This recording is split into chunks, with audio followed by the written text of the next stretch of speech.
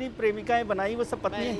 इस मामले में मैं कोई छानबीन नहीं करता ज़्यादा, छानबीन करने में निकल जाती हैं हाथ से। फर्क क्या आप देखते हैं, जो इतना अनुभव आप लगातार लिए जा रहे हैं, प्रेमिका और पत्नी में क्या फ़र्क आप देख रहे प्रेमिका और पत्नी में एक ही फ़र्क है। हैं? जी। पत्नी जो होती है, प्रेमिका जो होती है, वो डोनर होती है। दोनों होते हैं। वाह। हैं? प्रेमिका तरह 2 मिनट मिल ले, 5 मिनट मिल ले, 10 मिनट मिल ले, डोनर होती है। प्रेमी बैगर होता है। और फिर ज्यों ही ये शादी करते हैं तो पति डोनर हो जाता है, पत्नी बैगर हो जाती है। वाह। जो प्रेमी से को टाइम नहीं देती थी, वो उसी प्रेमी से टाइम के लिए भीख मांगती है। मुझे 15 मिनट का समय चाहिए, मुझे 25 मिनट का समय चाहिए। ये जो एकदम एक झटके में आता है बदलाव, उसकी वजह से तलाक होते हैं, उसकी वजह से बिखराव होता है, क्योंकि वो एक क्षण में अपने आप को बदल उसी तरह नहीं रख पाते जिस तरह से वो रह रहे थे। और जिन्होंने उस तरह से रखा, उनके लंबे संबंध चले।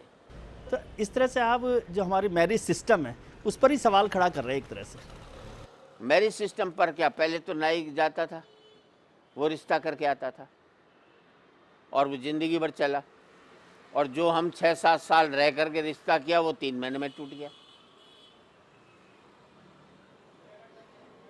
क्योंकि हम सिर्फ उस लड़की को देखते हैं, प्रेमिका में सिर्फ गुण दिखाई देते हैं। पत्नी बनते ही फिर उसके अवगुण ढूंढना शुरू करता है। ये बेसिकली एक आदमी की जो मानसिकता है, मैं समझता हूँ महिलाओं से बहुत ज़्यादा जलनशील है, बहुत ज़्यादा हरकत उसकी ख़राब है कि जो चीज़ वो अपने लिए मंजूरी चाहता है, वो अपनी पत्नी को क्यों नहीं देता। मुझे अभी किसी ने सवाल पूछा था, मैं याद आया कि पुराना स्कूटर लाओ, नया ले जाओ। ऐसा नहीं हो सकता पुरानी पत्नी लाओ, नई ले जाओ।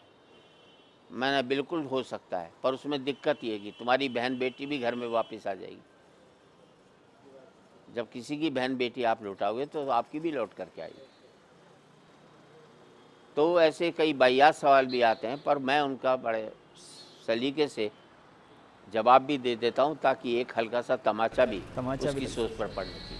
आपको लगता है कि सोसाइटी में हास्य को एक तंज के तौर पर, व्यंग के तौर पर, या सोसाइटी में बदलाव के तौर पर भी इस्तेमाल किया जा सकता है, जैसा आपने जिक्र किया जिस घटना का? एक बहुत बड़ा इससे बदलाव लिया जा सकता है। आप प्रवचन के जरिए वो बात नहीं कह सकते जो आप हास्य के माध्यम से, एजुकेशनल ह्यूमर के माध्यम से आप कह सकते हैं। हमारे यहाँ तो प्रवचन में ज़्यादा भीड़ लगी रहती है, प्रवचन देने वालों की। अब आप क्या जिक्र करूँ मैं, आप तो ज़्यादा जानते हैं। नहीं, ऐसा है कि पहले धर्म इसलिए बनाए कि हम मनुष्य बने रहें, जितने भी धर्म बने, क्योंकि हमें ईश्वर ने एक बुद्धि दी थी, सोचने समझने की शक्ति दी थी। कहीं उसका गलत न बनाए, तो उसको समाज को एक सिस्टम में डालने के लिए, एक डिसिप्लिन में डालने के लिए धर्म बने। तो धर्म ने हमें मनुष्य बनाने में मदद की। फिर हमने कहा नहीं, क्योंकि बुद्धि थी हमारे, हम धर्म को आगे बढ़ाएंगे।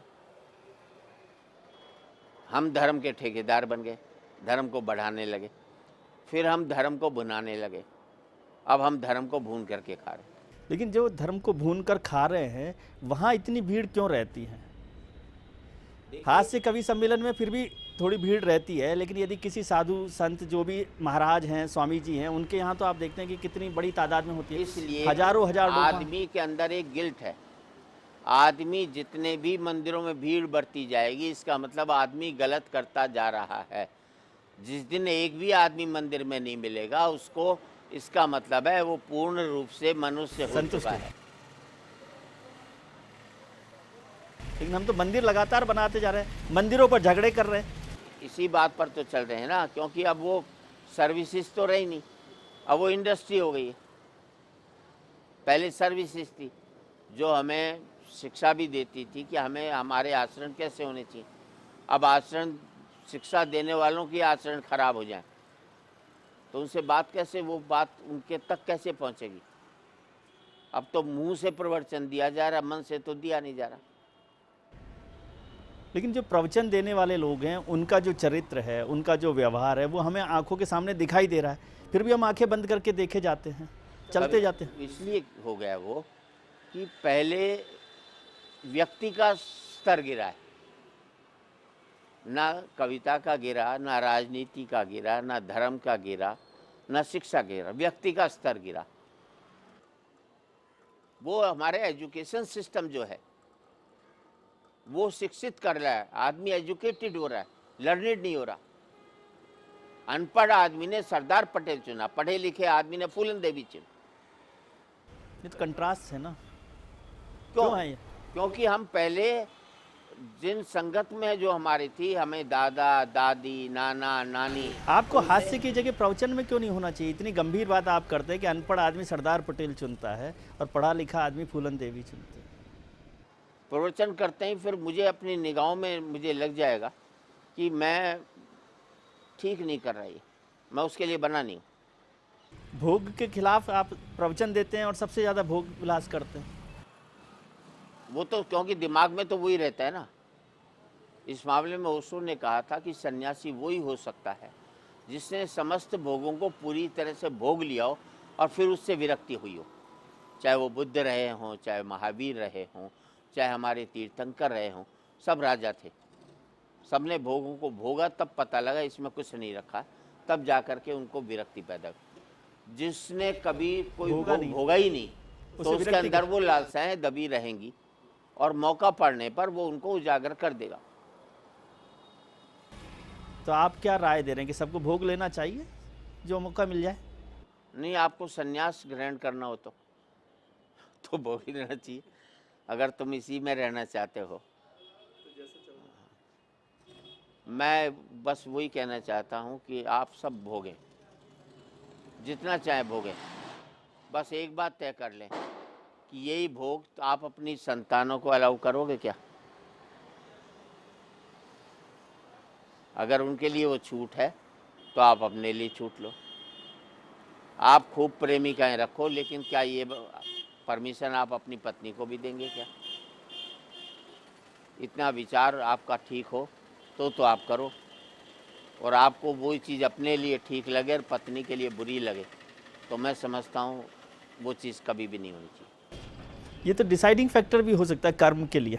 जो आपने बात कही है वो तो गंभीर बात है कि डिसाइडिंग फैक्टर कि आप कोई भी कर्म जो करना चाहते हैं उसको देख लें किसी दूसरे की स्केल पर खड़ा करके। देखिए, अब कर्म का जहाँ तक मेरा मकसद है, कभी भी लक्ष्य मत बनाओ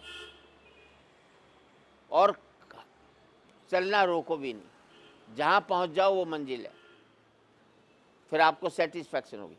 लक्ष्य बनाओगे और वहाँ तक नहीं पहुँच पाए आप तो आप फ्रस्ट्रेटेड होगे। लेकिन लोग कहते हैं लक्ष्य नहीं बनाएंगे तो आप पहुँचेंगे नहीं, चलेंगे ही नहीं। चलना तो रखो डर जारी, जहाँ पहुँच जाओ कि यहीं तक पहुँचना था, कल अगले दिन सुबह उठो फिर चल दो, जहाँ पहुँच गए ठीक है। लेकिन अक्सर लोग कहते हैं कि मंजिल पहले तय करो, लक्ष्य पहले तय करो और फिर चलना शुरू करो, क्योंकि लक्ष्य तय नहीं करेंगे तो कहाँ चलें। अधिकांश लोग यही कहते हैं, तो मैं औरों से अलग इसीलिए तो हूँ कि मैं अलग बात कहता हूँ। वो नहीं पहुँच पाए लक्ष्य पर, तो जिसके 90% नंबर बच्चे को लाने थे नहीं ला पाए, उसने फंदे से लटक गया बच्चा को। माँ बाप ने कह दिया तुझे टॉप आना है। क्यों पैदा किया तुमने? सारे ही टॉप आएंगे तो कोई सेकंड नंबर पर भी आएगा ना। ये माँ बापों ने जो बच्चों के प्रति अब वो किया है, मैं कभी नहीं किया, मेरे फादर ने भी कभी नहीं किया।